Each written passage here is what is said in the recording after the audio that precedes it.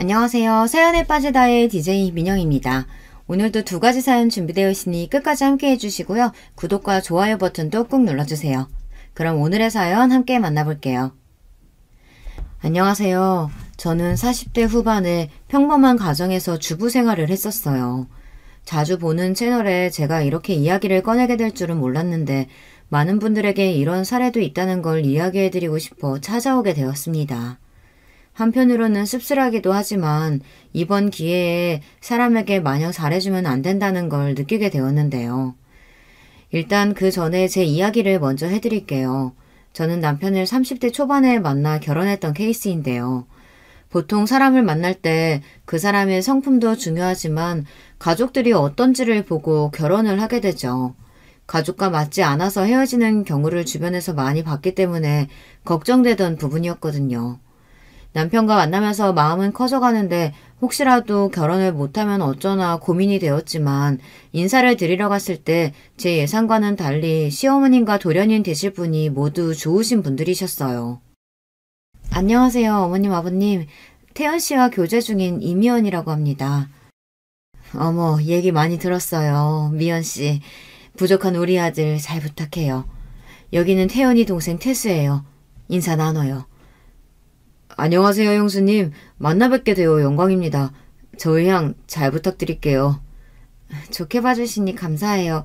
태수 씨도 반가워요. 모두 좋게 봐주니 좋네요. 미연 씨가 나한테 얼마나 잘하는데 엄마 어디서 이런 며느리 얻기 힘들어요. 알죠? 어머, 얘 봐라. 장가 들기 전부터 그러면 엄마 살짝 섭섭해지려고 해. 엄마, 이제 형은 형수님한테 잘해주시겠지. 이제 우리 둘이 더 재밌게 놀자. 제가 생각했던 것보다 대화는 재미있게 흘러갔고 재치가 넘치는 예비 도련님과 시어머니 덕분에 분위기가 풀릴 수 있었어요. 태연 씨도 옆에서 잘 호응을 해주니 정말 행복한 가정이라고 느낄 수 있었는데요. 결혼을 전제로 교제 중이라고 했죠? 네, 어머니. 내년이나 내후년쯤으로 생각하고 있어요.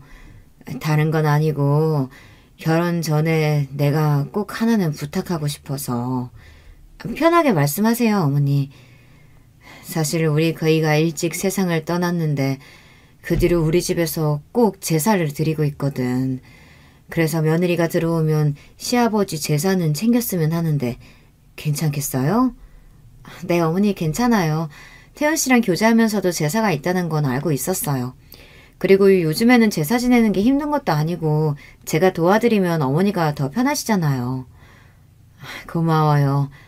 그리고 말은 다음에 놓을게요. 첫 만나부터 반말하는 건 아닌 것 같아서. 오늘 잘 들어가고 다음에 또 봬요. 어머님은 저에 대한 예의는 물론 혹시라도 제가 불편하진 않을지 먼저 집안 제사에 대해 말씀을 해주셨는데요. 초반에는 저도 제사라는 게 힘든 건 알지만 가족이 될 사람이라면 괜찮다고 생각했기 때문에 큰 문제는 없었어요. 어머님과 예비 도련님을 뵙고 난 뒤에는 저희 집에 가서 인사를 드리며 결혼 허락을 받았는데요. 결혼을 준비하면서 남편과 싸운 적도 없고 양가 부모님께서도 너무 잘해주시니까 제가 가지고 있었던 결혼에 대한 부정적인 생각이 달라졌어요. 아무래도 제가 결혼을 할 당시만 해도 시댁에 갑질이 있었을 때거든요. 오히려 결혼한 뒤로는 무소식이 희소식이라며 자주 오라고도 안 하시고 오히려 찾아가면 귀찮다고 하시면서 저한테 남편이랑 데이트하라며 시간을 만들어주셔서 감사했죠. 어머니, 오늘은 뭐 할까요? 같이 쇼핑이라도 나가실래요? 괜찮다, 미연아. 나는 태수랑 나가면 되니까 가서 태연이랑 놀고 와. 저도 어머니랑 데이트하고 싶은데 같이 가주시면 안 돼요? 어머나, 얘 좀 봐. 그래, 가자. 오늘은 내가 졌다. 왜 둘만 가요? 나도 갈래요. 나도 끼워줘, 그럼. 형수님, 저도 같이 가도 되죠? 그럼요. 다 같이 아울렛도 가고 저녁은 제가 낼게요. 맛있는 거 먹어요. 이렇게 행복해도 되나 싶을 정도로 잘 지냈고 저희에게 축복이 찾아오면서 더욱 화목한 가정을 이룰 수 있었는데요. 결혼에 대한 로망을 이룬다는 게 이런 건가 싶을 정도였거든요. 또 저는 결혼하고 나서 어머님과 약속한 제삿날은 꼭 지켰는데 그때도 어머니가 크게 일을 시키거나 하는 게 아니라서 오히려 죄송한 마음이 들었어요. 사실 초반에는 마음을 먹고 갔는데 음식도 이미 다 준비가 되어 있고 또 제가 임신을 했을 때는 아예 일을 시키지 않으셨어요. 출산 이후에도 1년에 한 번이는 시아버지 제사를 챙기면서 어머니와 돈독한 사이를 유지하고 있었는데요. 남편도 잘해주고 도련님도 자주 뵙다 보니까 자연스럽게 친분이 쌓여서 저희 집에도 놀러 오시게 되었어요. 도련님은 요즘 만나는 분 없으세요? 아유, 저야 뭐 알아서 잘 만나고 있죠. 걱정 마세요, 형수님. 곧 동서 될 사람 데리고 놀러 올게요. 만나시는 분이 있으셨나 보네요. 말 좀 해주시지.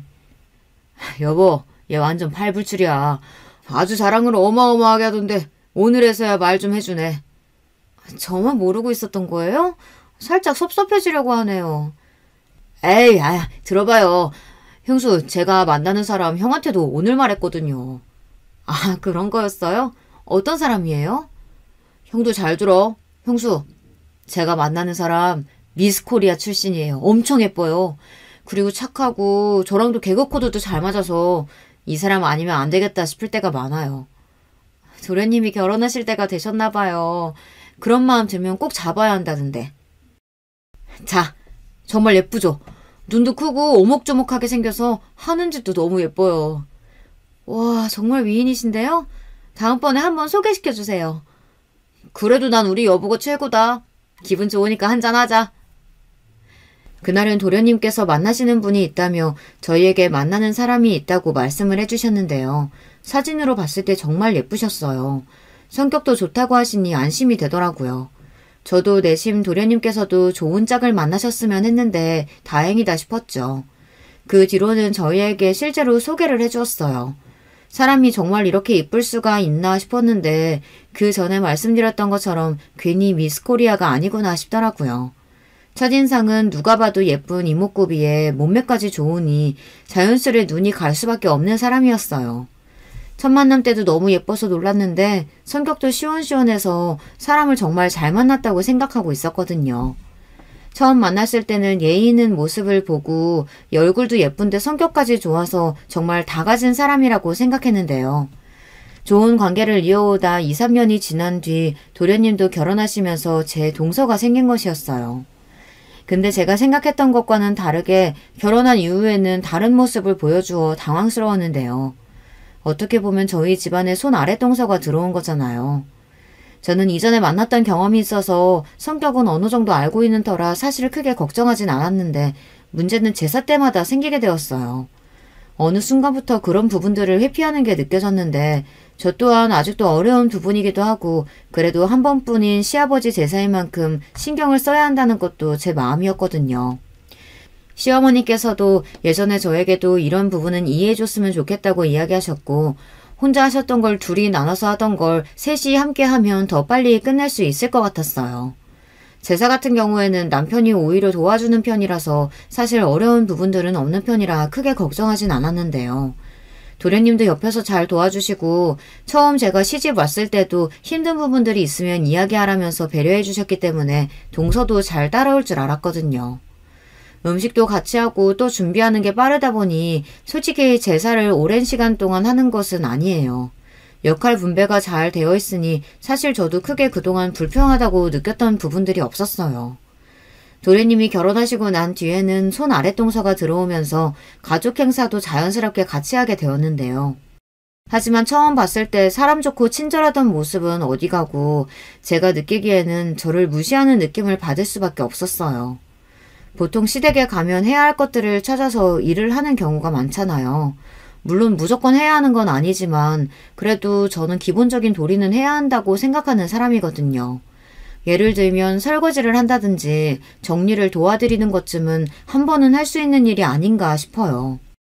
처음에는 이렇게 생각하는 게 꼰대 같을 수 있겠다는 느낌이 들어 최대한 불편하지 않게 자연스럽게 이야기를 했던 것 같아요. 동서, 오늘은 설거지 우리가 할까? 형님, 아니에요. 이건 남자들이 하는 게 맞죠. 저희가 굳이 손에 물 묻히를 만드는 건 아닌 것 같아요. 손도 잘 트고 보들보들한 느낌 사라질 수도 있거든요. 지금부터 관리해야죠. 그게 무슨 소리야. 동서, 우리도 한 번쯤은 해야지. 어제부터 계속 도련님이랑 나는 번갈아 가면서 했는데 저는 원래 설거지도 잘 못하고 오히려 답답하실 거예요. 다시 해야 하는 것보다는 그냥 깔끔하게 할 수 있는 사람이 하는 게 낫지 않아요? 죄송해요, 형님. 제가 진짜 집안일은 제대로 한 적이 없어가지고 괜히 폐만 끼칠 것 같아서 일부러 안 건드리는 거예요. 아, 그래? 그럼 어쩔 수 없지. 처음에는 동서가 하는 말이 이해가 가지 않았는데 그래도 한번 해보라며 시켰을 때 진짜 못하더라고요. 제가 다시 다 해야 할 정도라서 안 좋게 말하면 공주님처럼 큰 거라는 생각이 들 정도라 기분이 살짝 상하긴 했어요. 시집을 왔으면 기본적인 건 해야 하는 건 아닌가 싶었는데 이거 너무 꼰대 같은 생각이었을까요? 동서에 대해서 기분이 나쁜 건 저뿐만이 아니었는데요.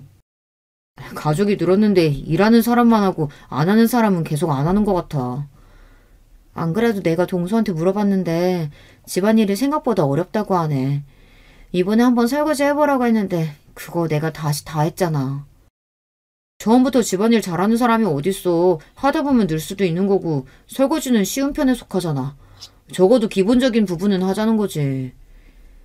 그래도 이제 막 들어온 사람한테 뭐라고 하는 건 좀 아닌 것 같아. 괜히 우리 집사람만 고생한 것 같아서 그러지. 안 되겠다. 내가 태수한테 이야기할게. 일단은 지켜보고 정 안 되겠다 싶으면 내가 동서랑 얘기 한번 해볼게. 저희는 워낙 도련님이랑 친하게 지내다 보니 서로 불편한 게 있으면 편하게 말할 수 있는 사이는 맞거든요. 하지만 이제 들어온 지 얼마 되지 않은 동서의 흉을 보는 것 같아 마음이 좋진 않았기 때문에 일단은 지켜보기로 했어요. 솔직히 기분이 좋지는 않았지만 처음부터 안 좋은 소리를 하는 것은 서로에 대한 예의는 아닌 것 같기도 하고 일단은 동서도 하고자 하는 마음은 있지만 몸이 잘 따라주지 않아 속상할 수 있으니 괜히 이야기를 꺼내지는 않았어요. 하지만 이게 오히려 저를 아랫사람으로 보는 행동이 될 줄은 몰랐는데요. 저는 배려를 했다고 생각하는데 갈수록 도가 지나치더라고요. 1년에 몇 번 안 만나는 명절을 빼고 난 뒤에는 저희가 지역도 가까운 편이라서 자주 저녁을 먹는 편인데요. 얼마 전에는 동서랑 같이 저녁을 먹는데 저희 집 근처의 식당에 가서 맛있게 저녁을 먹고 돌아왔거든요. 근데 그날 뭔가 이상함을 느꼈던 점이 있었어요. 하나부터 열까지 도련님이 챙겨주면서 손 하나 까딱 안 하는 게 그냥 딱 공주님 느낌이더라고요. 잘 챙겨준다는 생각이 들 수도 있지만 제가 느끼기에는 너무 기본적인 부분까지 해주니까 저러다가 버릇이 나빠지겠다는 생각이 들 정도였어요. 도련님은 동서를 정말 많이 아끼시나 봐요. 하나부터 열까지 잘 챙겨주시네요. 이 사람이 원래 덤벙거리는 게 심해서 제가 옆에서 챙겨주는 편이에요. 손이 많이 가게 해도 사랑하니까 이 정도는 아무것도 아니죠. 제가 할 수 있는데 유독 저를 챙기는 것 같아요. 아무래도 제가 좀 연약하기도 하고 또 남편이 챙겨주면 편하잖아요. 형님은 남편분이 따로 안 챙겨주세요?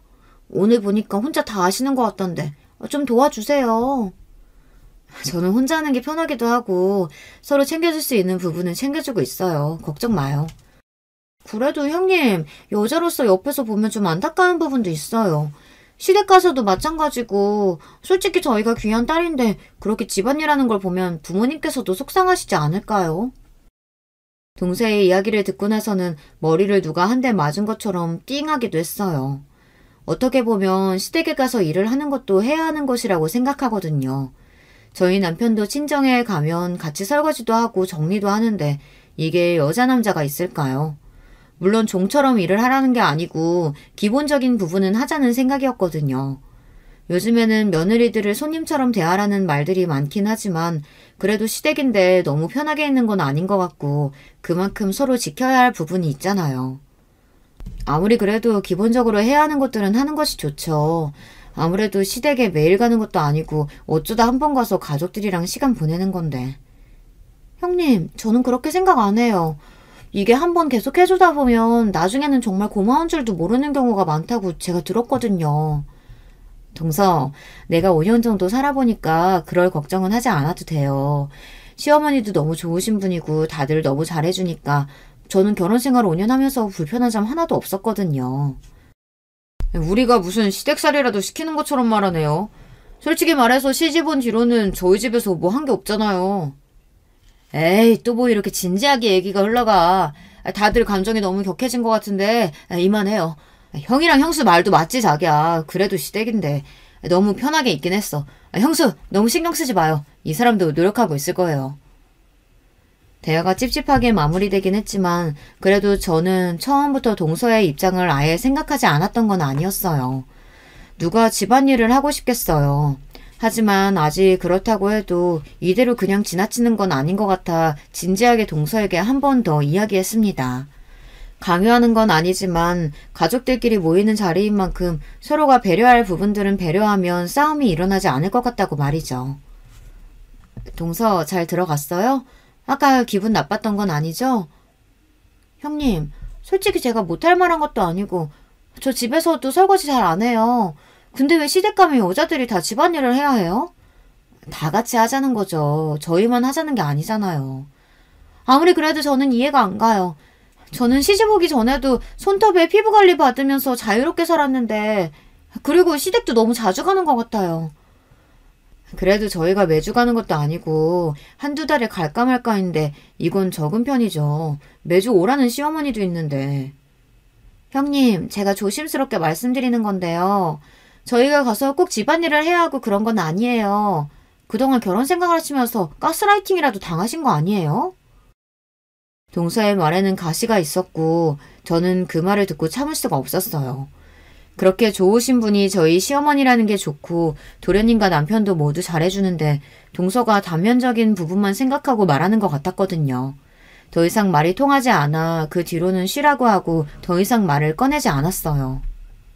그리고 나서는 딱히 다른 연락을 하진 않았는데 일이 생긴 건 제삿날이 다가올 때였는데요. 시아버지 제사는 1년에 한 번뿐이잖아요. 그때는 제가 왜 이렇게 스케줄을 조정해두는 편인데 그때는 일이 생겨서 조금 늦을 것 같다 보니 동서에게 먼저 부탁을 해두었어요. 동서, 내일 시아버지 제사 있는 거 알고 있죠? 얼마 전에도 이야기했었는데 톡 확인을 안 해서. 형님 오랜만이에요. 제가 지금 휴대전화가 제대로 작동이 되지 않아서 카톡을 못 읽었나 봐요. 다른 건 아니고 저도 너무 도와드리고 싶은데 그날 일이 잡히는 바람에 참여를 못할 것 같아요. 아, 그래요? 그럼 어쩔 수 없지. 내일 내가 도착 시간이 너무 늦어질 것 같아서 혹시나 하고 얘기해봤어. 그럼 도련님한테 연락을 드려야겠네. 제가 미리 이야기해 줄게요. 형님 걱정 마시고 일 보시고 오세요. 굳이 트러블을 만들고 싶지 않았기 때문에 그동안에는 제가 이해하고 넘어갔지만 갈수록 너무 심하다는 생각이 들어 결국 한마디를 할 수밖에 없었는데요.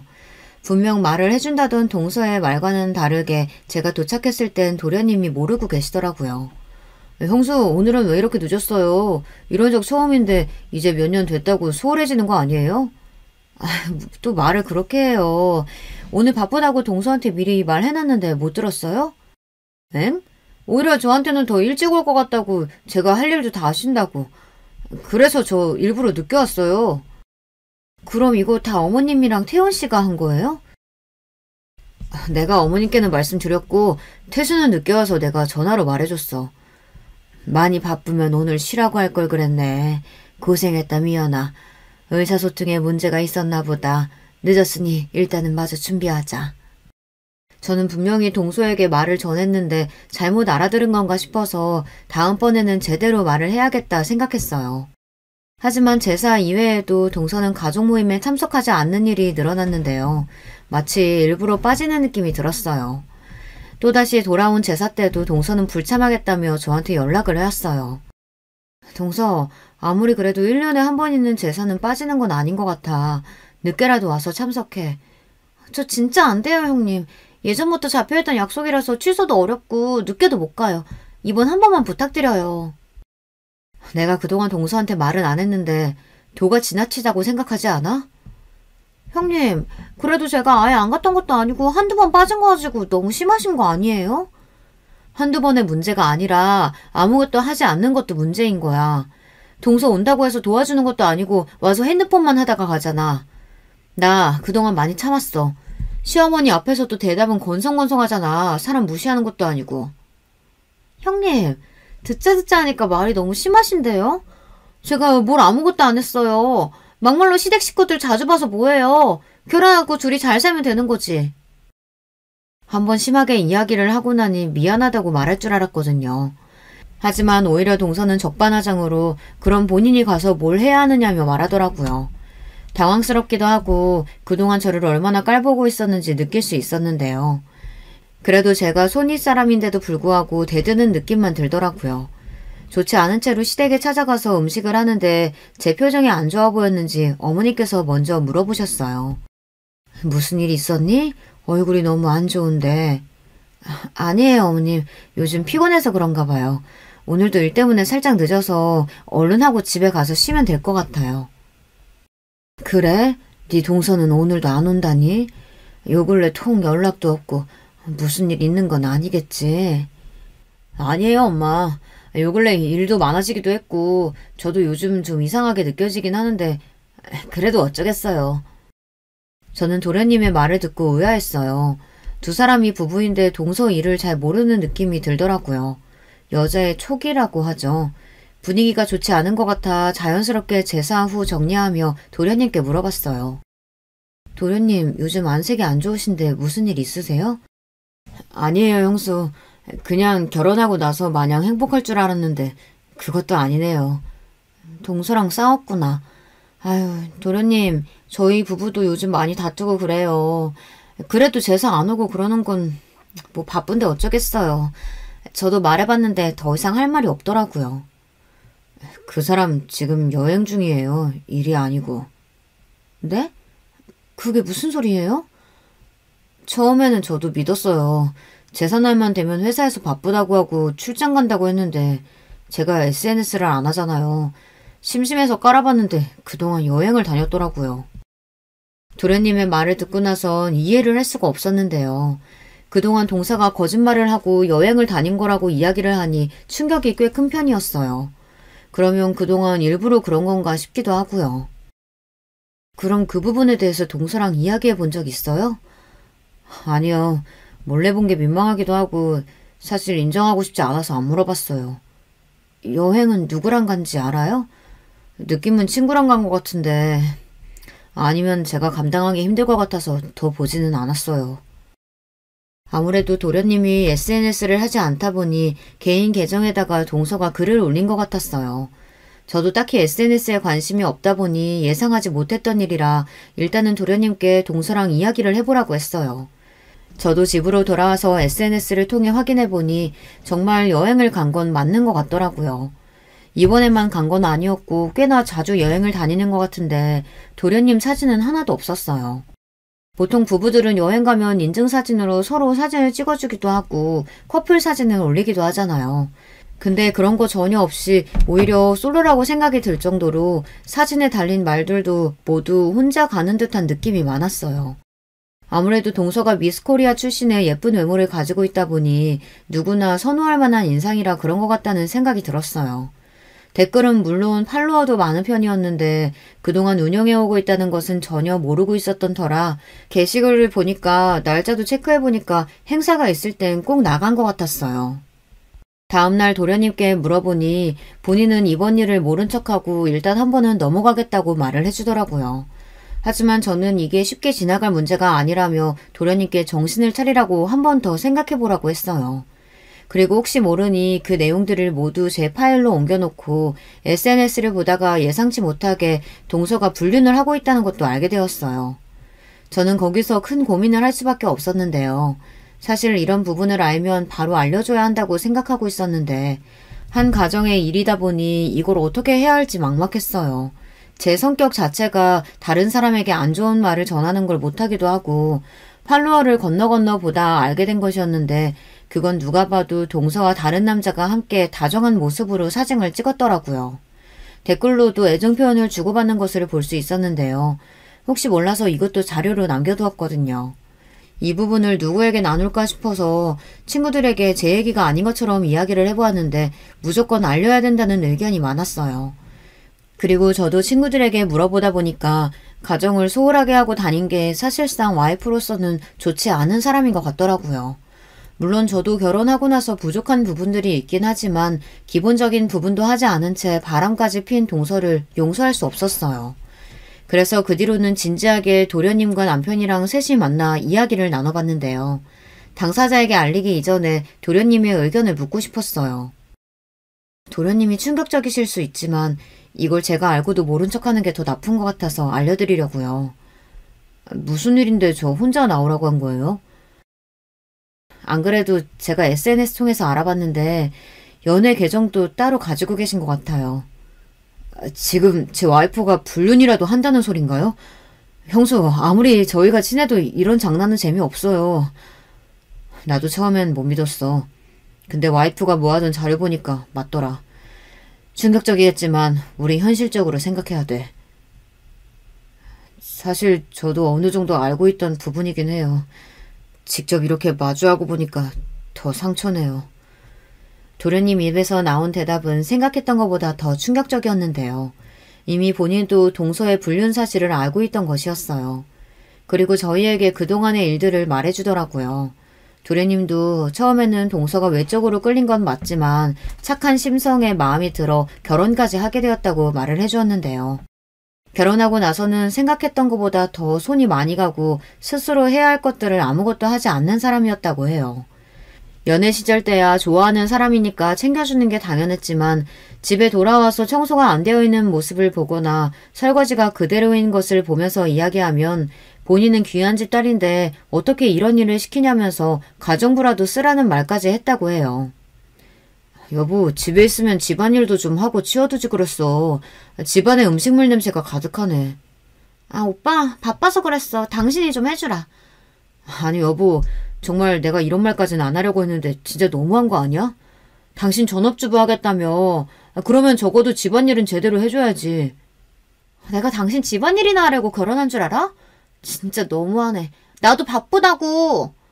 맨날 휴대전화만 붙들고 있으면서 뭐가 바빠? 온종일 일하고 온 나는 안 보여? 당신 말 다 했어? 내가 무슨 휴대전화만 보고 사는 것처럼 말하네? 바빴다니까? 맨날 바쁘다고만 하고 제대로 하는 게 뭐가 있어. 이 핑계 저 핑계 대면서 아무것도 안 하잖아.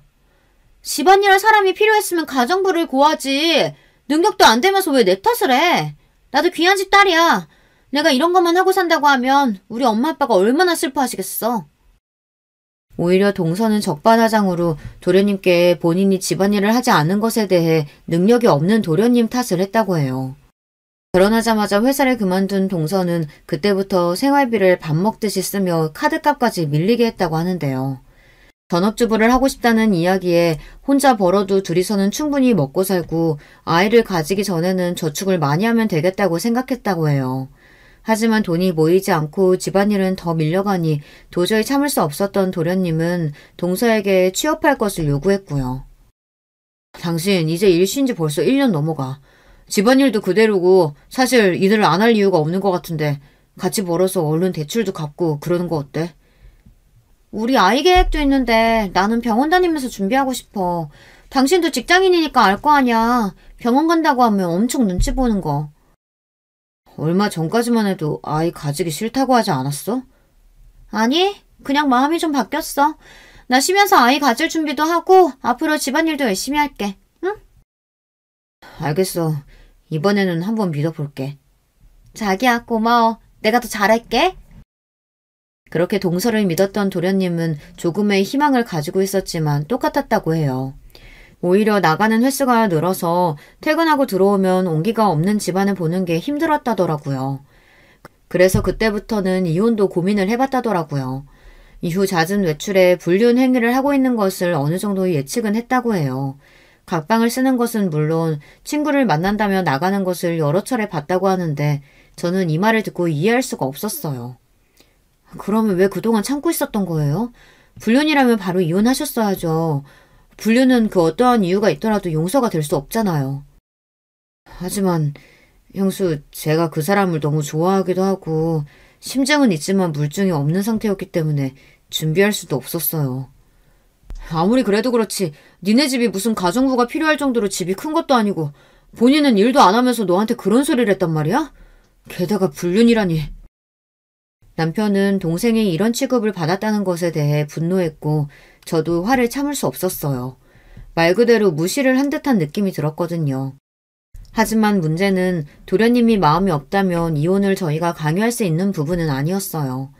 그러다 보니 저도 걱정이 될 수밖에 없었는데요. 당분간은 지켜보겠다는 도련님의 말을 끝으로 그 자리는 마무리가 되었어요. 그 뒤에는 도련님께 따로 연락이 없었고 다음 만남은 저희가 어머니 생신 때 만나기로 정해둔 날이었어요. 그때도 여전히 동서는 다른 일이 있다면서 찾아오지 않았고 저희는 사태를 알고 있으니 이미 다른 곳에 놀러 갔구나라는 걸 알고 있었어요. 그 뒤로는 부부 사이의 문제는 서로가 알아서 할 거라고 생각하고 지켜봤는데 이걸 그냥 두는 게 맞는 건가 싶더라고요. 하지만 잘 참았던 도련님도 폭발하게 된 사건이 하나 발생하게 되었는데요. 이건 오래 있었던 일인데 이 사건을 계기로 동서가 완전히 바닥으로 추락하는 일이 있었어요. 평소와 같이 저는 제사를 준비하는데 이번에는 음식을 준비할 게 많아서 동서에게 도와달라고 연락했어요. 동서 미안한데 이번에는 일찍 좀 와줄 수 있을까? 오늘은 할 게 많다 보니까 혼자 하기가 벅차네. 어머니가 건강이 안 좋으셔서. 미안해요 형님. 이번에도 제가 가기는 어려울 것 같아요. 그리고 음식은 시켜도 되잖아요. 시키는 것도 있지만 직접 해야 하는 것도 있어. 이번에는 정말 안 될까? 너무 힘들어서 그래. 네, 형님. 죄송해요. 안 될 것 같아요. 그래, 알았어. 어쩔 수 없지. 그리고 전화를 끊으려던 순간 믿을 수 없는 소리가 들렸어요. 아, 진짜 뭣도 안 되는 년이 매번 이렇게 전화해서 징징거리니까 짜증나 죽겠어. 아, 그 화도 안 낸다는 형님 말하는 거야? 야, 그 정도면 정성이다. 한번 가서 도와주지 그래. 내가 미쳤냐? 거기 가서 기름기 냄새 쩔어가지고 한번 다녀오면 옷이나 가방에 냄새 배는데 진짜 최악이야. 별것도 아니면서 자꾸 일 시키려고 한다니까. 아니 그럼 너는 이혼해서 혼자 살지 굳이 왜 이혼을 안 해? 야, 이혼하면 순간 복잡해져. 또 매달 돈이 이렇게 들어오는데 그걸 그냥 버리라고? 충격적인 대화를 듣고 나서는 저도 이대로 참는 건 호구라고 생각이 들어 바로 녹음 파일을 도련님께 전송해 드렸어요. 저는 핸드폰에 자동 녹음 기능이 있기 때문에 이 모든 대화 내용을 그대로 저장할 수 있었거든요. 제가 계속 듣고 있었던 사실을 몰랐는지 동서는 그 뒤에 따로 연락을 주진 않았어요. 녹음 파일을 전해들은 도련님은 충격에 빠진 듯했고 남편 또한 그 사실에 분노할 수밖에 없었는데요. 남편이 화가 났던 건 그 대화에서 저를 너무 깔봤다는 게 화가 난다며 도련님께 전화해서 한바탕 소동을 벌였어요. 그러고 나서 얼마 지나질 않아 도련님은 저에게 장문으로 카톡을 보내주셨는데요. 그동안 모아둔 자료를 줄 수 있냐는 내용이었어요. 그리고 그동안 동서가 저를 무시했던 부분에 있어서 본인도 그냥 옆에서 지켜보기만 한 것 같다며 미안하다고도 이야기를 해주셨는데요. 그동안 모아둔 자료들을 보내고 도련님이 얼마 지나지 않아 저희 집으로 동서와 함께 찾아왔어요. 어쩐 일이에요? 도련님 얘기도 없이. 좀 들어갈게요, 형수. 야, 너도 빨리 들어와. 뭐야, 갑자기? 무슨 일 있어서 왔어? 이 사람이 그동안 형수랑 형한테 했던지 모두 반성한다고 사과하러 왔어요. 정말 죄송해요, 형님. 죄송합니다. 제가 그러려고 그런 건 아니었는데 제가 다 잘못했어요. 저는 동서의 모습을 보고 깜짝 놀랄 수밖에 없었는데요. 얼마 전에는 예쁘고 청초한 느낌이었는데 무릎에도 멍이 들고 상태가 좋아 보이진 않더라고요. 무릎을 꿇으며 사과를 하는 동서를 보니 마음이 안 좋아졌어요. 그래서 바로 일으킨 뒤에 그렇게까지 사과하지 않아도 된다고 말을 해줬는데요. 제가 보기에는 도련님과 둘이 싸움이 있었던 것 같아요. 도련님 뺨도 빨갛게 부어있었고 동서도 상태가 좋아 보이지 않아서 일단은 집에 들어와서 대화해봤어요. 그동안 제가 두 분을 무시해서 정말 죄송해요. 시어머니께도 죄송하다고 사과하고 왔어요. 갑자기 이제 와서 왜 이러는 거예요? 제사는 참석도 하지 않고 가족 모임을 회피하기 바빴던 사람이. 죄송해요. 그동안 제가 시댁에 가면 뭔가 저만 동떨어진 느낌이 들고 사실 형님한테 질투를 느끼고 있어서 그랬던 것 같아요. 이런 모습 보여드려서 죄송해요. 두 사람이 진정성 있게 사과하는 것을 듣고 나서는 저는 마음이 풀릴 수밖에 없었는데요. 불륜도 다 알게 되었고 동서도 그동안 자신이 잘못됐던 부분을 인정하면서 한 번 더 기회를 줄 수 있겠냐며 도련님께 물어보더라고요. 나 이제 하라는 대로 다 했어. 당신이 때린 것도 다 참아줄 수 있어. 우리 이혼만은 하지 말자. 아직도 넌 정신을 못 차렸구나. 내가 지금 때린 것 때문에 네가 이렇게 나오나 본데 그동안 불륜했던 것들 그리고 네 통장 내역도 내가 다 알고 있어. 근데 같이 살자고? 반대로 너였으면 같이 살았겠냐? 우린 이제 끝이야. 오늘은 인간으로서 기본적인 도리는 해야 해서 사과하러 온 거고.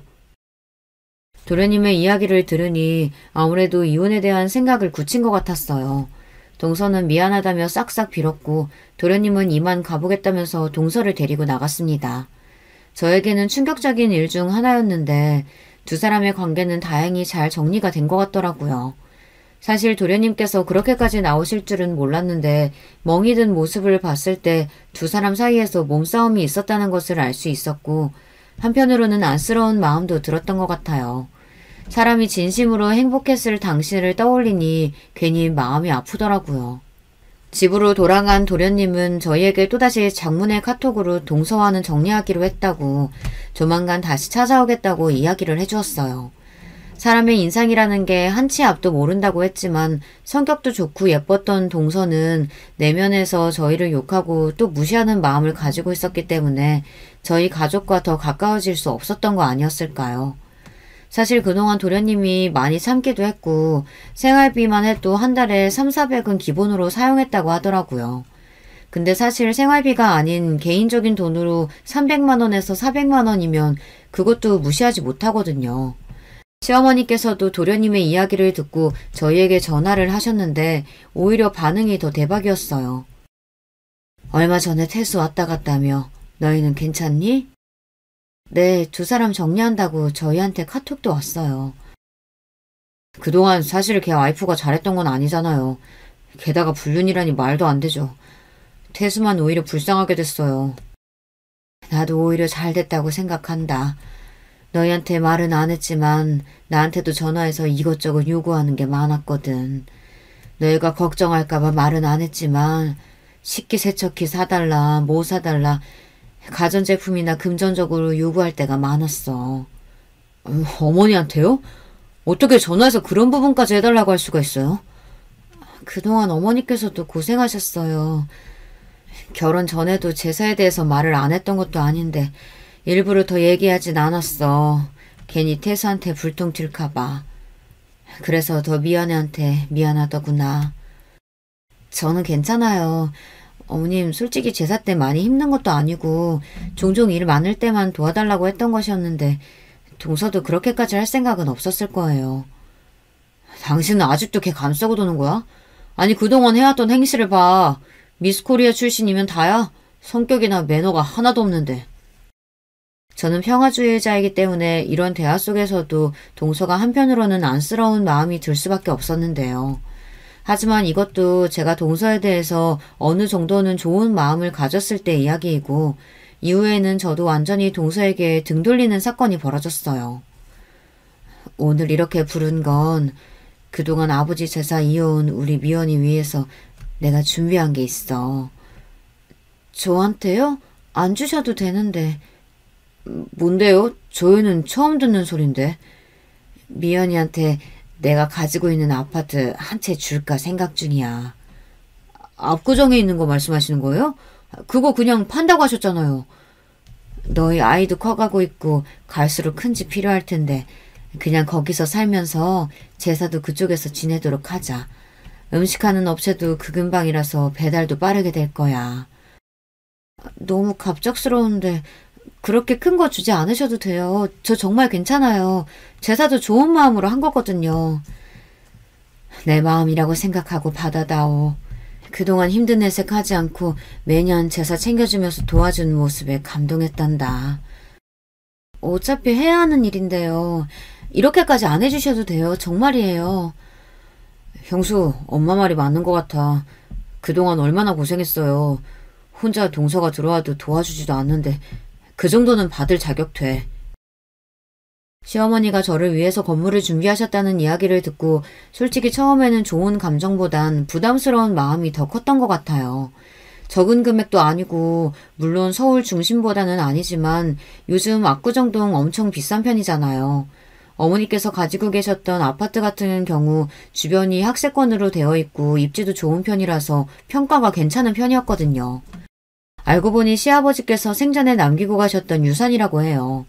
남편이랑 이런 부분을 상의해봤는데 엄마가 좋은 마음으로 주시는 거니까 받아도 된다고 이야기했어요. 저는 이때까지 어머니가 건물을 소유하고 계신 줄도 몰랐고 그리고 알고 보니 도련님도 건물을 가지고 계시더라고요. 나중에 동서가 이 부분을 알고 재산분할 요청을 했지만 동서가 잘못한 게 많다 보니 다행히 모두 도련님 명의로 잘 유지가 되고 있다고 해요.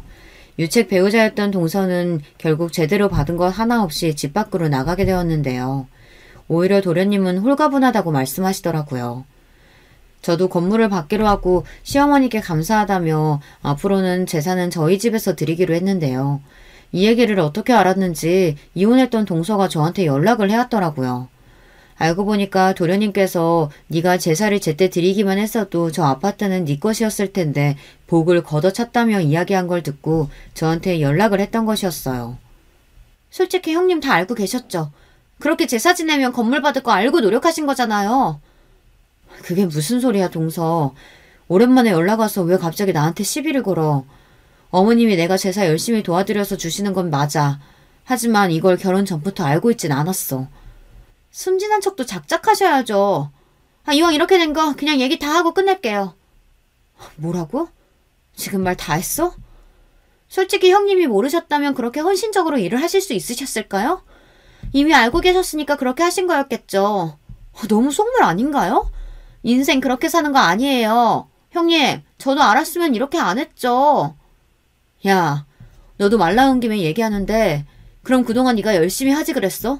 네가 네 복을 걷어차놓고 왜 나한테 와서 지랄하는지 모르겠지만 앞으로 볼 일 없는데 연락하지 마. 저도 모르게 속마음이 나와서 동서에게 내뱉고 그날 표정이 안 좋으니 남편이 저에게 물어봐서 이 내용을 있는 그대로 이야기를 해주었는데요. 도련님께서는 씁쓸한 표정으로 역시 돈을 보고 시집 온 게 맞는 것 같다고 말해주었어요. 도련님이 다른 사람들보다 벌이가 좋기도 하고 그만큼 능력이 좋으신 분이셨는데 그래서 전업주부를 한다고 했을 때 별다른 반대를 안 했다고 해요. 근데 그렇게 배려를 해주었는데 이렇게 일이 되어버리니 도련님을 보면서 안타까운 마음이 들기도 했어요. 오히려 지금은 더 편해 보이시는 것 같아서 안심이 되기도 했는데 동서는 이혼 이후로 계속 전전긍긍하며 취업도 못한다는 소식을 들었어요. 계정도 폭파했는지 더 이상은 보이지 않았고요.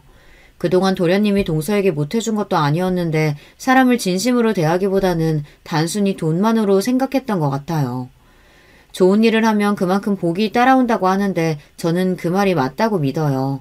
시아버지 제사 역시 제가 당연히 해야 할 일이라고 생각하고 열심히 해온 결과 시어머니도 인정을 해주시고 또 제가 생각도 못했던 선물까지 받게 되어 앞으로 더 잘해드려야겠다는 생각이 들었어요. 저를 무시했던 동서로부터 벗어나고 그 뒤에 도련님은 다행히 더 좋은 분을 만나서 새 출발을 하실 수 있었는데요. SNS를 하지 않았던 도련님이 글을 올리기 시작하자 메시지로 동서에게 연락이 왔다고 해요. 본인을 다시 받아달라는 이야기였다는데 재혼을 하기로 했으니 너는 낄 자리가 없다고 말하며 제대로 차단을 해주었다고 하네요.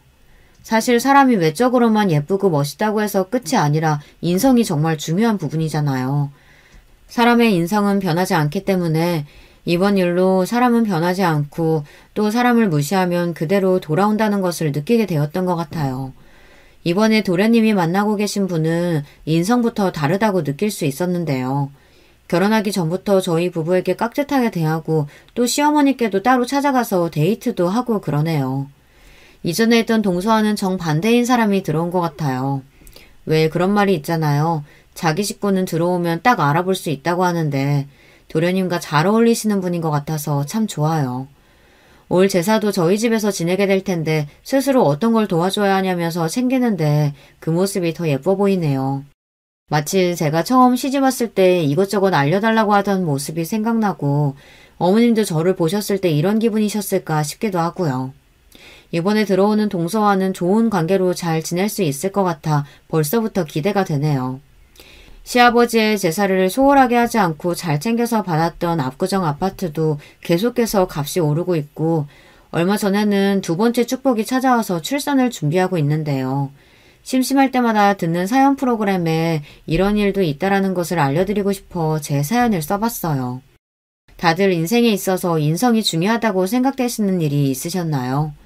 가족뿐만 아니라 친구 등 인성으로 인해서 트러블이 생기는 경우는 생각보다 많은 편이더라고요. 저도 이번에 일을 겪으면서 무조건 잘해주고 참는 건 호구 같은 짓이라는 생각이 들어 할 말은 하고 지내고 있어요. 누구든 저를 무시하는 말을 한다며 넘기지 않아요. 한편으로는 제가 동서를 초반부터 잘 잡았으면 저희 집을 그렇게 무시를 안 했을 것 같다는 생각을 하기도 하는데요. 도련님이 그렇게까지 하셨는데도 정신을 못 차린 거니까 소용이 없었겠다는 생각도 드네요. 여러분, 두 번째 사연 시작하기 전에 좋아요, 구독 꼭 눌러주실 거죠? 그럼 두 번째 사연 바로 시작합니다. 안녕하세요. 저는 서울 사는 40대 여자입니다. 확실히 날씨가 풀리며 따뜻해지고 있네요. 봄이 오는 게 느껴져요. 두 딸과 같이 사는데 딸들도 봄이 오니까 행복하다고 하더라고요. 개인적으로 겨울을 좋아하지 않는데 참 다행입니다.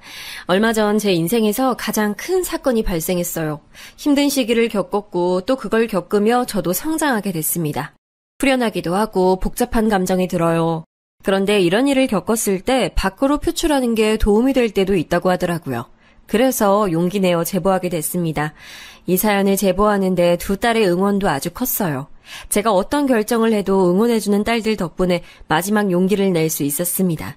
저는 제 자식들이 딸 둘이라 다행이라고 생각해요. 저도 자매로 자랐는데 그래서 자매의 소중함을 누구보다 잘 알고 있습니다. 주변 자매들을 보면 사이가 완전히 좋거나 나쁘거나 하더라고요.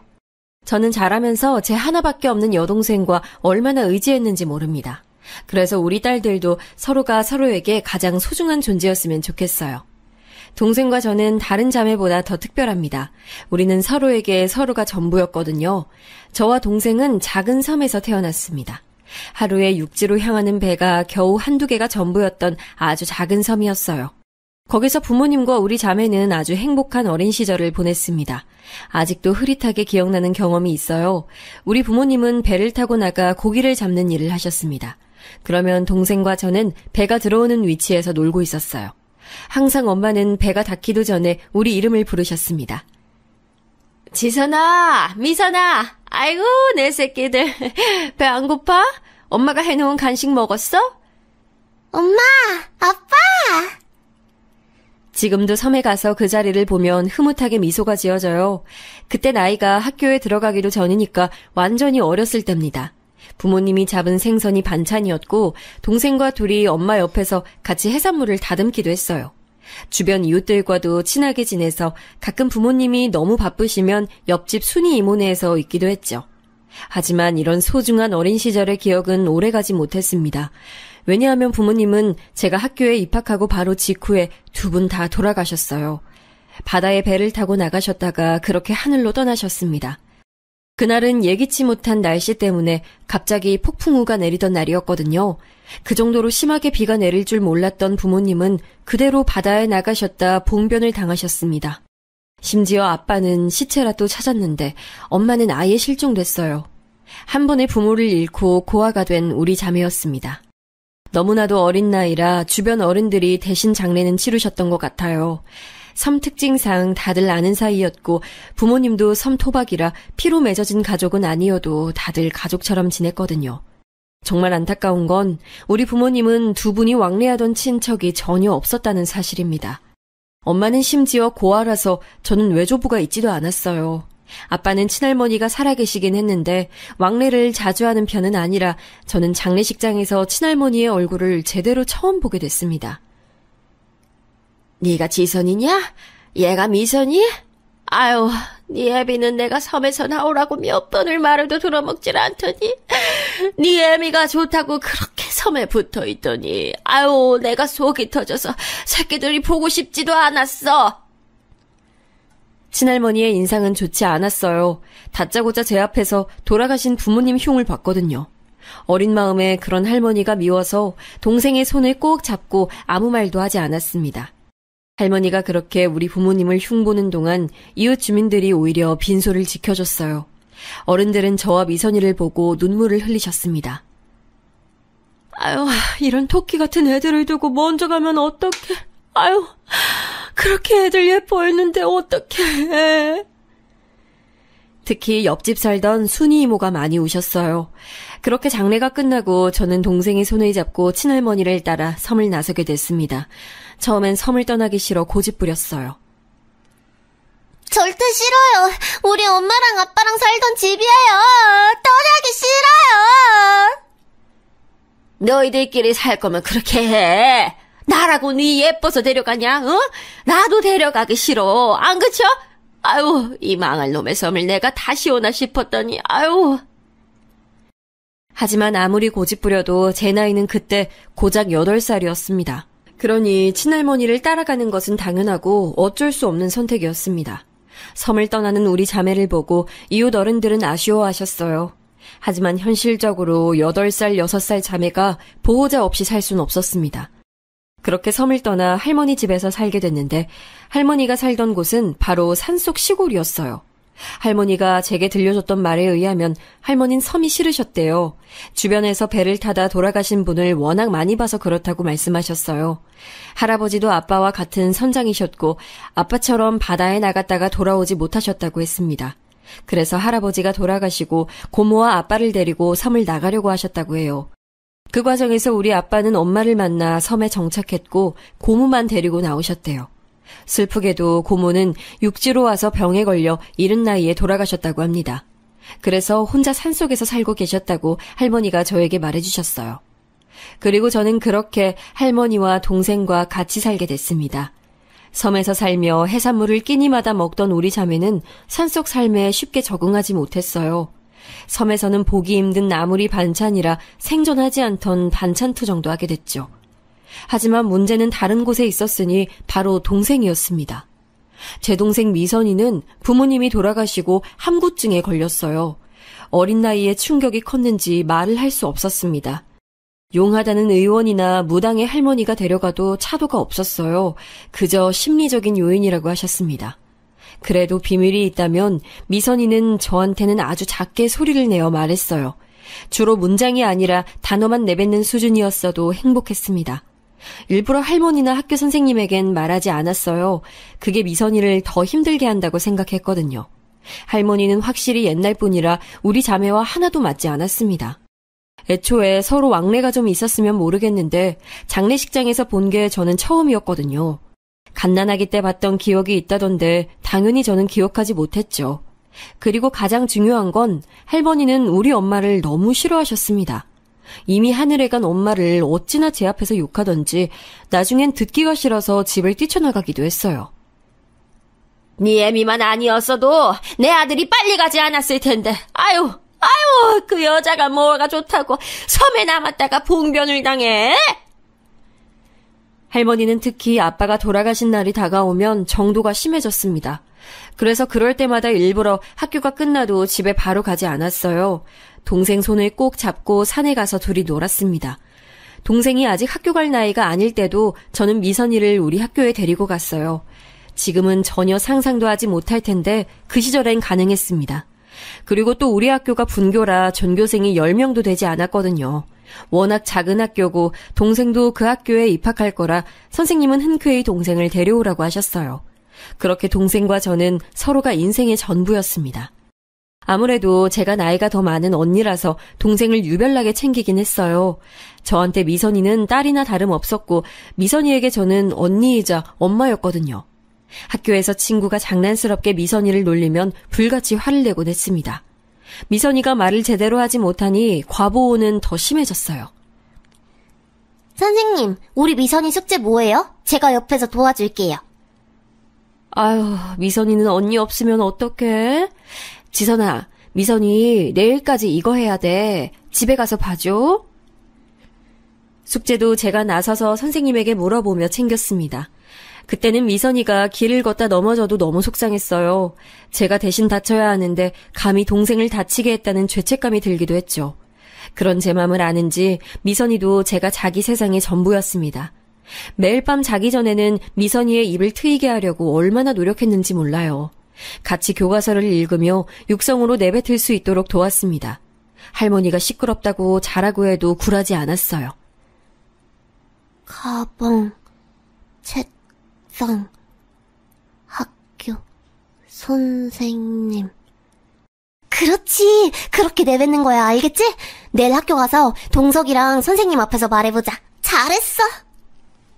제 노력이 통했던 건지 실제로 미선이는 중학교를 입학할 때쯤엔 말문이 트였습니다. 그래도 소심한 성격은 변하지 않았어요. 저는 미선이를 지키기 위해 강제적으로 활발한 성격이 됐습니다. 어디 가서도 기죽지 않으려고 노력했어요. 할머니와 사는 것도 점점 적응되고 있었습니다. 그런데 제가 중학교 3학년이던 16살 때 할머니가 돌아가시게 되셨어요. 그전부터 할머니는 피를 많이 토하셨습니다. 그래서 제가 할머니를 모시고 읍내까지 가서 병원에 모셔다 드리기도 했죠. 거기서 의사 선생님은 그저 나이가 많이 드셔서 그런 거라고 설명하셨어요. 아무리 할머니가 잔소리가 심해도 반찬을 남을 받게 해주지 않아도 틈만 나면 우리 엄마를 욕해도 그래도 같이 살았다는 정이라는 게 있잖아요. 오갈 곳 없던 우리 자매를 거둔 고마운 분이기도 하셨고요. 그런데 할머니가 아프다니까 얼마나 속상했는지 모릅니다. 그렇게 할머니는 노환으로 집에서 잠드신 상태로 돌아가셨습니다. 친척이 없으니 장례식장은 매우 횡했어요. 그래도 부모님 장례식 때는 이웃들이 많이 오셨는데 할머니는 워낙 시골이기도 하고 남들과 어울리는 분이 아니셔서 빈소가 초라했어요. 문제는 그때부터였습니다. 초라하고 횡한 빈소는 아무 문제가 아니었어요. 지쳐 잠든 미선이를 보며 저는 막막한 앞날에 대해 걱정했습니다. 현실적으로 이제 어떻게 살지 걱정되어 잠도 오지 않았어요. 사실 할머니와 살던 곳이 너무 시골이라 고등학교가 있지도 않았거든요. 그래서 할머니는 제가 고등학교 갈 나이가 된다면 버스를 타고 1시간이 넘게 다녀야 한다고 말씀하셨어요. 저는 절대 미선이와 둘이 살며 그럴 수 없다고 생각했죠. 그래서 아예 고등학교에 입학하지도 않았습니다. 현실적으로 당장 살아갈 돈이 없어서 돈도 벌어야 했고요. 할머니가 남긴 재산은 집 한 채가 전부였어요. 할머니는 보통 남의 밭에서 일하고 일당을 받으셨습니다. 그런데 저는 밭일을 해본 적도 없으니 막막했어요. 집에 와서 텅 빈 집을 바라보며 막막함에 눈물도 나오지 않았습니다. 그때 그리고 결심했어요. 그냥 내 인생은 미선이를 위해 살아야겠다고요. 그리고 아주 무모한 선택도 했는데 무작정 미선이의 손을 잡고 서울로 올라갔어요. 어린 나이여도 거기서 계속 살 수는 없다는 생각이 들었거든요. 저는 책임감 때문에 내가 고등학교에 가지 않는 건 허용해도 미선이가 고등학교에 가지 않는 것은 진짜 상상하기도 싫었습니다. 그래서 무작정 서울로 올라왔어요. 아직도 서울로 올라가던 기차 안이 생생합니다. 처음 하는 일이라 심장이 매우 쿵쾅거렸어요. 그래도 동생의 손을 잡고 묻고 물어 서울에 도착했습니다. 할머니가 옷장 안에 숨겨놓으신 돈을 털고 털어 겨우 고시원에 들어갈 수 있었어요. 둘이 한 방에 있는 것은 안 된다고 했는데 제가 사정을 했습니다. 저희 고아예요. 부모님은 어릴 때 돌아가셨고 키워주셨던 할머니도 돌아가셨어요. 한 달이 지나면 제가 돈 벌어서 꼭 2방 얻을게요. 제발요. 사장님은 사정이 딱하다며 허락하셨어요. 그리고 저는 혼자 미선이의 손을 잡고 전학을 시켰습니다. 지금 생각하면 어떻게 그럴 수 있었을까 싶어요. 무식하면 용감하다는 말이 그때의 저를 설명할 수 있습니다. 부모님은 안 계시니? 네, 제가 미선이 언니이자 엄마예요. 무슨 일 있으시면 다 저한테 말씀하세요. 학교에 갔더니 선생님은 당황하셨어요. 언니라고 해봤자 미성년자였으니까요. 그래도 저는 아주 당당했습니다. 소심한 미선이가 적응할 수 있게 도와달라고 부탁까지 하고 돌아왔죠. 그리고 바로 일을 구했습니다. 마음 같아선 공장에 가서 일하고 싶었는데 그러면 미선이를 돌볼 수가 없었어요. 그래서 고시원 바로 밑에 있는 고깃집에 무작정 찾아가서 일하게 해달라고 했습니다. 사장님은 당황하셨는데 제가 너무 절박해 보였는지 허락하셨어요. 그렇게 고깃집에서 일하며 동네를 돌아다니면서 분식집에서도 일하게 됐습니다. 하루도 쉰 날이 없어요. 겨우 시간이 나면 미선이를 데리고 시장을 돌아다니며 맛있는 것을 사줬습니다. 저는 똑같은 옷을 입어도 미선이는 부모 없는 티가 나면 안 됐어요. 그래서 시장에 가서 예쁜 옷을 사서 미선이를 입히기도 했죠. 그런 제가 안쓰러웠는지 미선이는 학교에 적응을 잘했습니다. 제가 본인 걱정을 종이라는 것을 본인이 아는지 최선을 다하더라고요. 부모님이 돌아가시고 충격에 함구증까지 걸렸으면서 어느덧 반장까지 하는 모습을 보고 얼마나 뿌듯했는지 모릅니다. 이제 보통 사람처럼 말도 잘해서 더 뿌듯했어요. 번 돈은 미선이의 옷과 먹는 것을 제외하고 절대 쓰지 않았어요. 특히 저를 위한 투자는 할 생각도 들지 않았습니다. 그렇게 돈을 모아 고시원 생활을 마무리하고 단칸방을 하나 얻게 됐어요. 반지하도 아닌 아예 지하에 있는 방이었는데 그래도 좋았습니다. 해가 들지 않아도 이렇게 우리가 같이 있다는 것에 의의를 두었죠.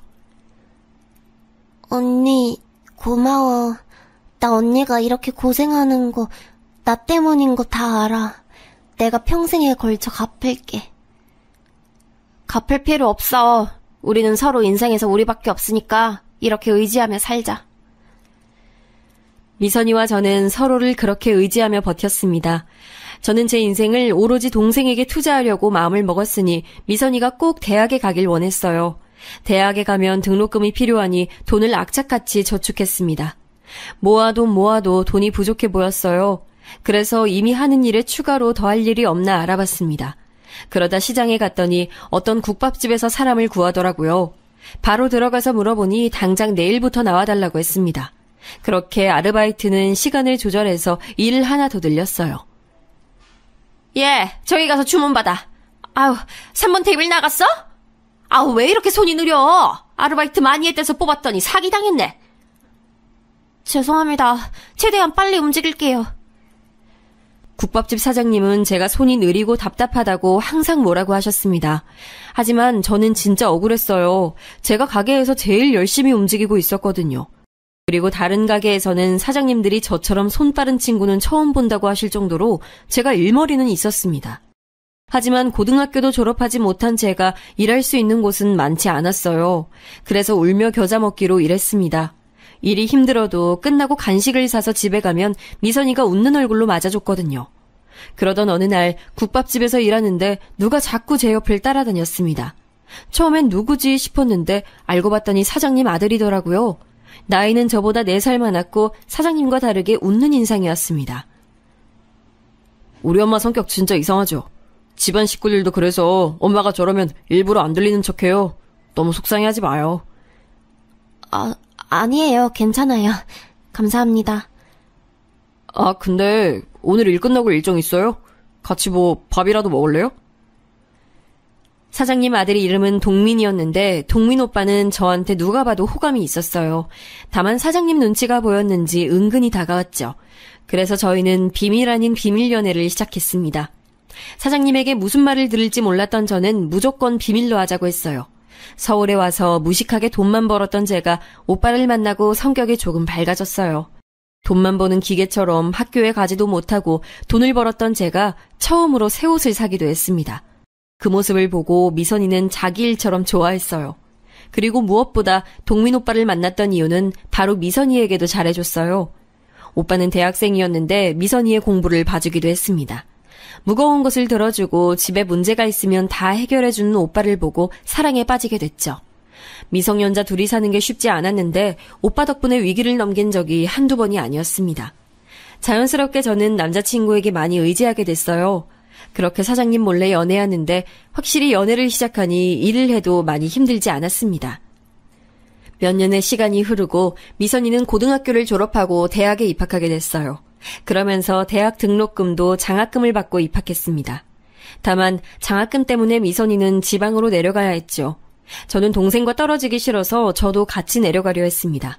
그런데 미선이가 이렇게 말했어요. 언니, 그동안 언니가 나를 위해서 희생한 거 알아. 이제 언니 인생 살아야지. 나도 성인이고 이제 스스로 인생 살아보도록 노력할게. 언니는 동민 오빠도 있는데 서울에 계속 있어. 그래도 되는 거야? 언닌 네가 걱정돼. 가서 적응은 잘할 수 있겠어? 언니는 내 나이 때 혼자 아르바이트하고 집도 구하고 다 했으면서 왜 그래. 난 언니한테 고맙고 미안한 맘뿐이야. 마냥 어린아이처럼 느껴지던 미선이는 어느새 다 큰 어른이 되어 있었습니다. 어차피 전액 장학금을 받았고 기숙사까지 있던 터라 저는 미선이의 의견을 존중했어요. 등록금 내라고 모아놓은 돈을 줬더니 미선이는 거절했습니다. 동민 오빠와 결혼하게 되면 쓰라고 했어요. 그때까지도 저는 오빠와 내가 결혼할 수 있을까 생각했습니다. 왜냐하면 저는 고아에다 고등학교도 졸업하지 못했으니까요. 이런 제 맘을 아는 건지 남자친구는 저에게 검정고시를 제안했어요. 미선이가 지방으로 내려가고 외로웠던 저는 남자친구에게 의존했기 때문에 같이 공부하기 시작했습니다. 그렇게 고등학교 졸업장도 생겼어요. 그때는 남자친구가 없으면 안 될 것 같았습니다. 그러다 사장님에게 우리 사이를 들키기도 했어요. 당연히 반응은 좋지 않았습니다. 일하라고 뽑아놨더니 남의 집 귀한 아들을 꼬셔? 네가 그러고도 사람이야? 어디서 우리 아들을 넘봐? 분수를 알아야지! 엄마, 내가 지선이 보고 만나자고 했어요. 그만하세요. 뭐? 아유, 머리야. 둘 다 꼴도 보기 싫어. 당장 나가. 너 내일부터 가게 나오지 마. 예상대로 사장님은 불같이 화를 내셨어요. 하지만 이것도 예상한 반응이라 괜찮았습니다. 그때는 화를 내는 사장님이 밉지도 않았어요. 그냥 다른 생각은 들지 않았고 남자친구가 옆에 있으니 좋았습니다. 국밥집에서 쫓겨나도 마냥 행복했어요. 실제로 미선이가 지방에 내려가고 많이 외로웠는데 그때 옆에 있어준 유일한 사람이 남자친구였으니까요. 그리고 2년 후 남자친구는 저에게 결혼하자는 얘기를 꺼냈습니다. 너무 행복했고 좋았어요. 그러면서 현실적으로 시어머니의 반대는 어떡하지 생각이 들었죠. 우리의 예상대로 시어머니는 제가 인사 갔더니 들어오지도 못하게 문을 열어주지도 않으셨습니다. 하지만 어렸을 때부터 산전수전 다 겪었던 저는 두렵지 않았어요. 그때는 사랑이 영원할 줄 알았거든요. 남자친구도 이런 역경이 있어야 우리가 더 단단해진다고 말했습니다. 아유, 꼴도 보기 싫어. 불려우 같은 게 내 아들을 어떻게 구워 삶은 거야. 너 내가 다 소문내서 여기 발도 못 들이게 할 거야. 알겠어? 시어머니는 심지어 제가 일하던 가게에 와서 격하게 반대하기도 하셨습니다. 나중엔 어떤 제 또래 여자를 데려와서 같이 욕하더라고요. 누구지 싶었는데 알고 보니 시누이였습니다. 그럴 때마다 남자친구가 대신 욕해주고 나서주니 그 모습을 보며 버텼어요. 엄마, 이 사람이 그 여자야? 진짜 딱 봐도 가난해 보여. 하지만 우리의 마음과 별개로 결혼은 현실이었죠. 그래서 제가 아무리 일해서 돈을 모았어도 한계가 있었고 남자친구는 대학을 막 졸업한 학생이라 돈이 없었습니다. 사실 남자친구는 미선이가 지방으로 가고 우리 집에서 동거처럼 지내기도 했거든요. 나중에 그 사실을 알고 시어머니는 찾아와서 집 앞에서 소리를 고래고래 지르기도 하셨죠. 하지만 이런 반대에도 우리는 결혼에 성공했습니다. 눈치채신 분들도 계실 텐데 아이가 생겼어요. 시어머니는 당장 아이를 지우라고 날뛰셨는데 이미 제가 알았을 때가 임신 5개월이었어요. 아이가 워낙 작아 저는 전혀 눈치채지 못했습니다. 평소에 생리를 거르는 날도 많아서 전혀 몰랐죠. 결국 아이가 생겨서 시아버지가 결혼 허락을 하셨습니다. 시아버지라고 절 반기신 건 아니고 대를 이을 아이가 있으니 받아준다는 느낌이 컸어요. 어쨌든 결혼하게 된다니 얼떨떨했죠. 그런데 시어머니가 저를 따로 찾아와서 말씀하셨습니다. 네가 이런 거 알려주는 어른이 주변에 없으니 내가 말해주는 거야.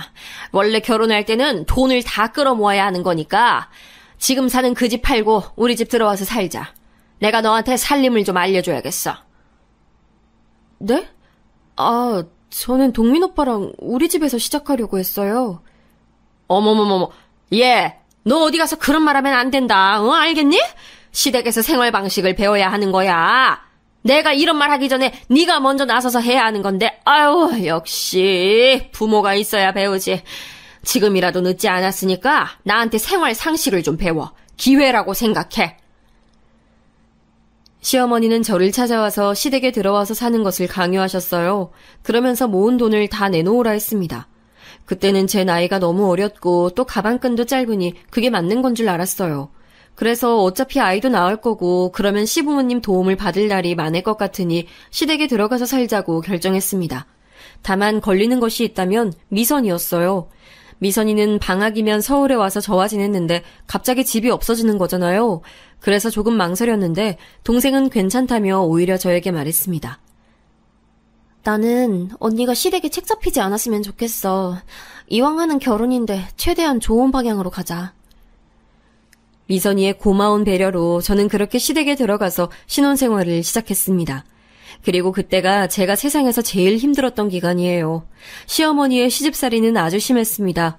그렇게 아끼던 본인 아들과 제가 결혼한 게 영 마음에 들지 않으셨던 거죠.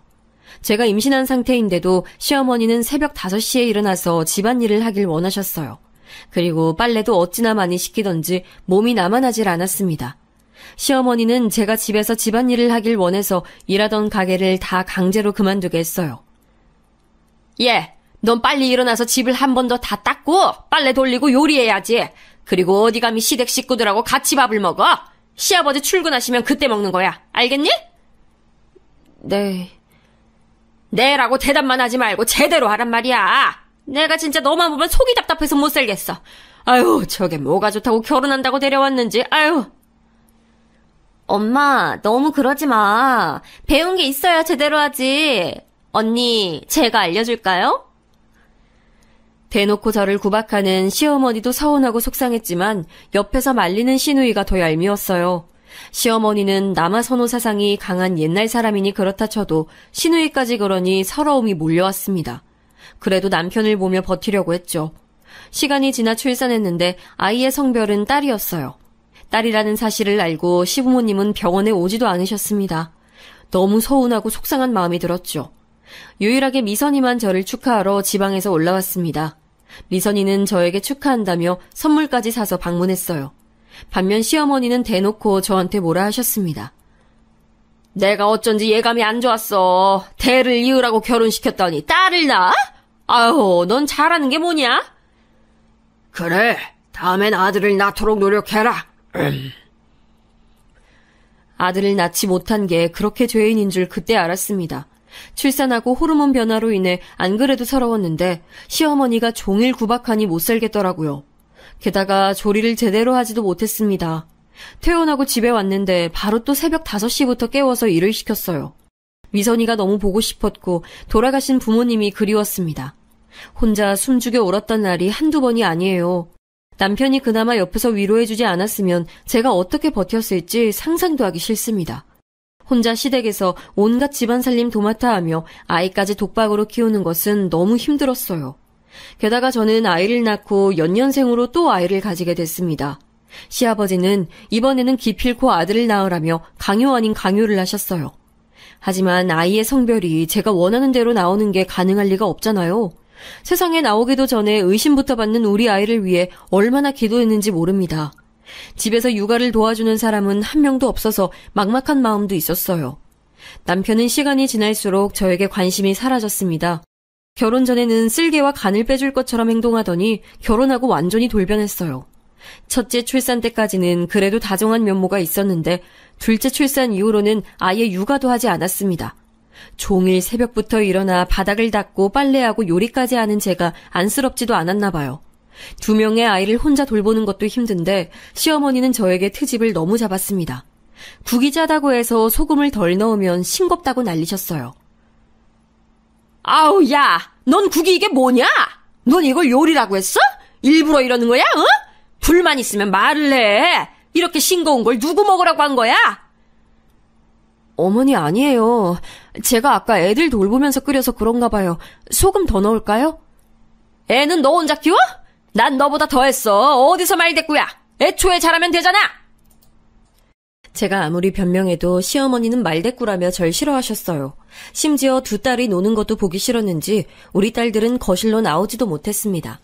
제 얼굴만 보면 아들 타령을 하도 해서 제 이름이 아들인 줄 알았어요. 설상가상으로 남편은 이때부터 밖으로 나들기 시작했습니다. 심지어 제가 들고 온 돈으로 도박까지 해서 다 날려버렸어요. 저는 시댁에서 살다 남편이 벌어온 돈을 모아 독립할 예정이었는데 아예 원점으로 돌아가 버렸죠. 이렇게 힘든 상황에서도 제가 시댁에서 계속 버텼던 이유는 바로 동생 때문이었습니다. 언니, 괜찮지?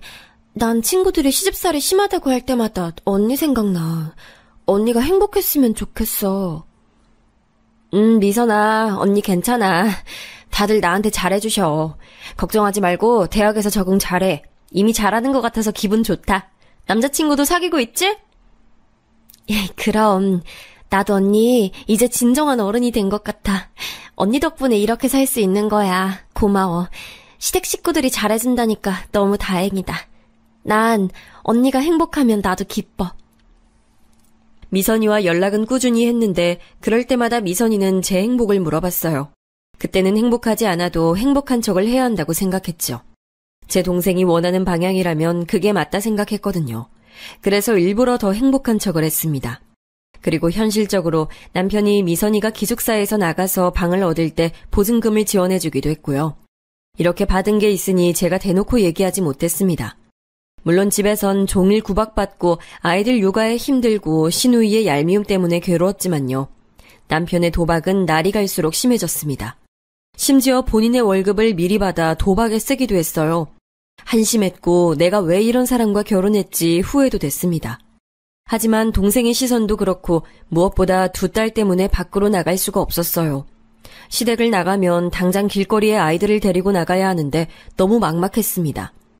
일이야 다시 구하면 되는데 딸들 나이가 너무 어렸거든요. 미선이를 데리고 서울로 올라왔을 땐 그래도 미선이와 제가 나이가 비슷했으니 괜찮았는데 딸들은 아직 말도 제대로 하지 못했으니까요. 그래서 버티고 버텼습니다. 언니, 갈비찜 맛이 왜 이래요? 우리 엄마가 저번에 알려줬다는데 언니는 왜 똑같이 해도 맛이 다르지? 다시 배워요. 우리 딸, 엄마가 다시 해줄까? 엄마가 해야 맛있지? 엄마가 한 거랑 언니가 한 거랑 맛이 너무 다르잖아. 시어머니와 시누이는 저에게 시도 때도 없이 구박했어요. 처음엔 그래도 받아치려고 했는데 그럴수록 심해져서 나중엔 대답도 하지 않았습니다. 그저 안 들리는 척 아이들 육아에 힘을 쏟았어요. 집에서 딸들을 예뻐하는 어른이 저밖에 없으니 딸들은 저만 바라봤습니다. 그게 귀엽고 안쓰러우면서도 참 힘들었어요. 아이는 저와 남편이 만들었는데 오로지 책임은 저만 지고 있었으니까요. 한숨이 절로 늘어나는 상황이었습니다. 그렇게 시간이 지나 어느새 딸들은 초등학교에 입학했어요. 그때까지 정말 유치원 행사도 제가 혼자 챙겼습니다.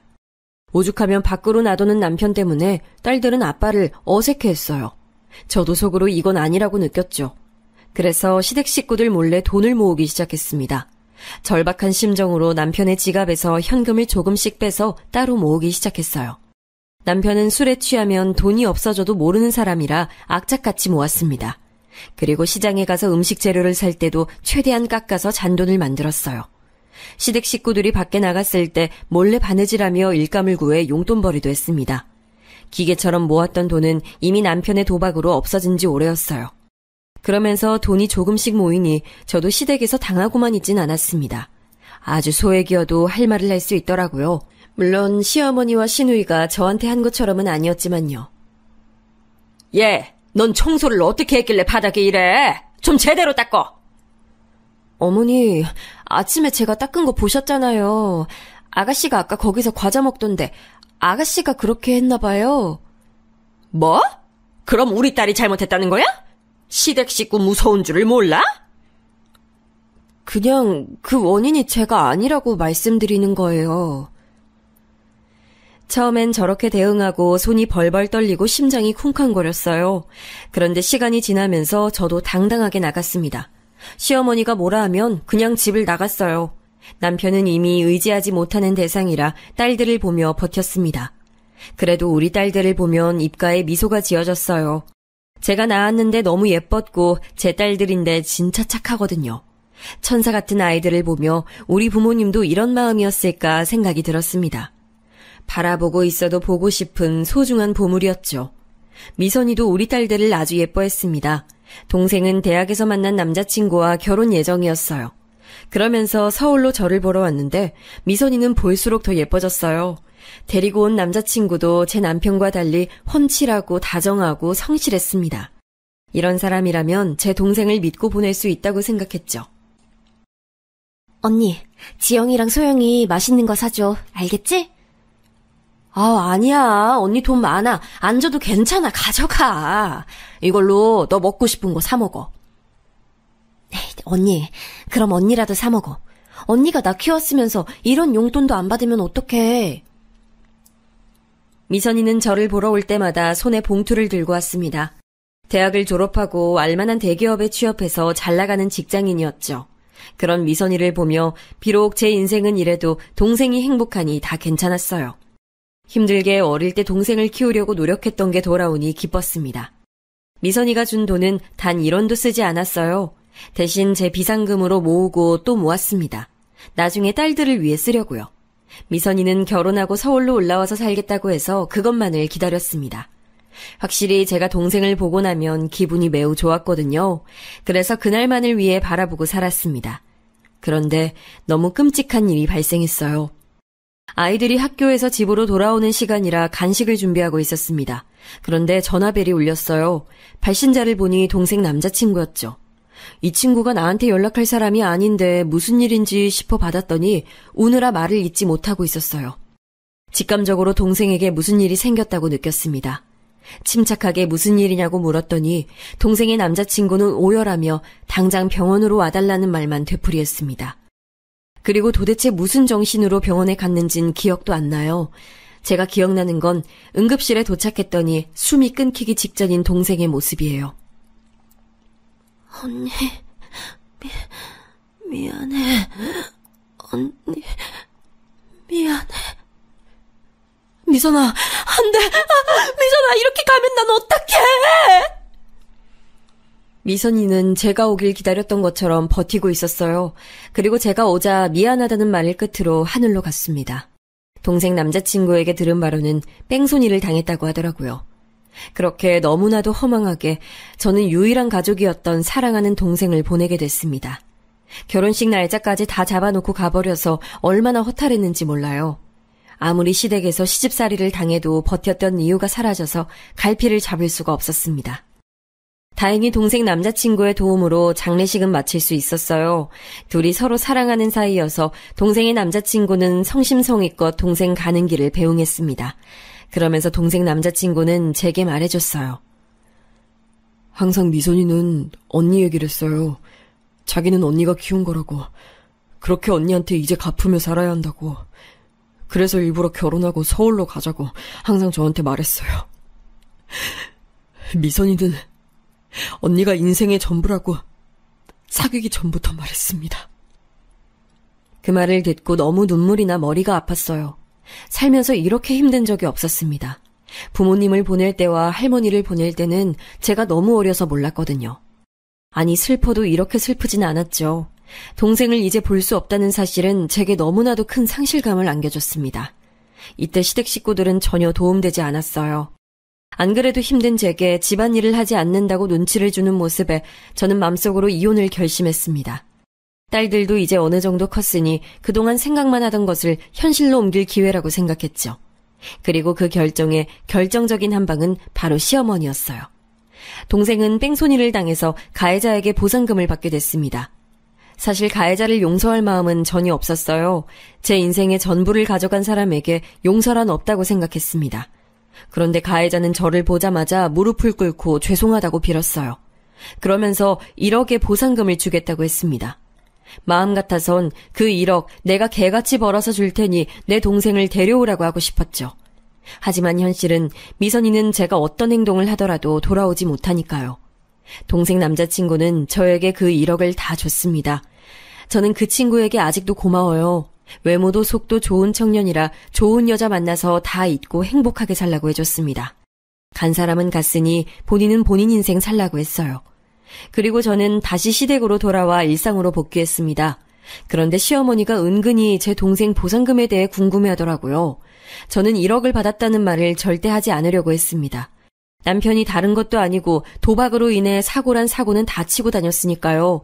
그 과정에서 우리 부부와 딸들이 독립하지 못했던 근본적인 원인도 있었습니다. 그래서 보상금에 대해 말하지 않고 있었는데 원래 이런 것은 타인에 의해 알게 되잖아요. 합의 과정에서 가해자가 시댁으로 찾아오게 됐습니다. 제가 연락을 받지 않는다고 경찰 조사에서 불리했는지 절 찾아왔어요. 저는 일부러 가해자 연락을 안 받은 게 아니고 현실적으로 너무 바빴습니다. 제 유일한 가족인 동생을 잃은 것도 가슴 아프고 살기 어려운데 장례 절차가 끝나고도 할 게 너무 많았거든요. 또 하나뿐인 동생이라 최대한 좋게 보내주고 싶은 언니의 마음이었습니다. 그래서 정신이 너무 없었어요. 와중에 아이들도 챙겨야 하고 시댁 일도 있으니 몸이 2개여도 버티기 힘들었을 거랍니다. 그런데 가해자는 본인도 급하니까 무작정 시댁을 찾아왔더라고요. 그래서 그때 시어머니가 보상금에 대한 존재를 알게 됐습니다. 얘, 넌 돈이 생겼으면 말을 해야지. 혼자만 알고 있니? 제 동생 목숨값이라 저만 알아도 되지 않나요? 어머머, 넌 무슨 말을 그렇게 하니? 아유, 됐고 그 돈 우리 연희 결혼자금으로 쓰자. 마침 아파트 좋은 곳 알아보고 있었거든. 그게 지금 무슨 말씀이세요? 제 동생 사고 나서 받은 보상금인데요. 그걸 왜 아가씨 결혼자금으로 써요? 이제껏 먹여주고 재워줬더니 뭔 소리야. 당연히 보태야지. 아유, 이래서 검은 머리 짐승은 드리는 게 아니라더니 은혜를 이런 식으로 갚아? 어? 제가 무료로 얹혀 살았어요? 여기서 지금 10년째 혼자 집안일 다 했어요. 그것도 매일 새벽 5시에 일어나서 죽어라 이랬는데 이제 뭐요? 저 절대 제 동생 목숨값 못 줘요. 결혼하고 처음으로 시어머니에게 소리를 지른 날이에요. 제가 큰 소리를 내니 딸들은 덩달아 울기 시작했습니다. 아무리 생각해도 시어머니가 사람이 아닌 것 같았죠. 그렇게 시댁에서 10년을 살림해도 돌아오는 건 목숨값 내놓으라는 말이라니요. 시어머니한테 큰 소리치며 말하고 있으니 방에서 아가씨가 나오더라고요. 언니, 집 떠나가겠어요. 왜 그렇게 우리 엄마한테 바락바락 대들어요? 그리고 들어보니까 돈 많이 받았던데. 가족끼리 왜 그래요? 야박하네? 가족? 우리가 가족인가? 나는 그거 처음 알았네요. 어머, 그럼 가족이죠. 가족끼리는 이렇게 돕고 사는 거예요. 언니가 고아라서 몰랐나 본데. 뭐?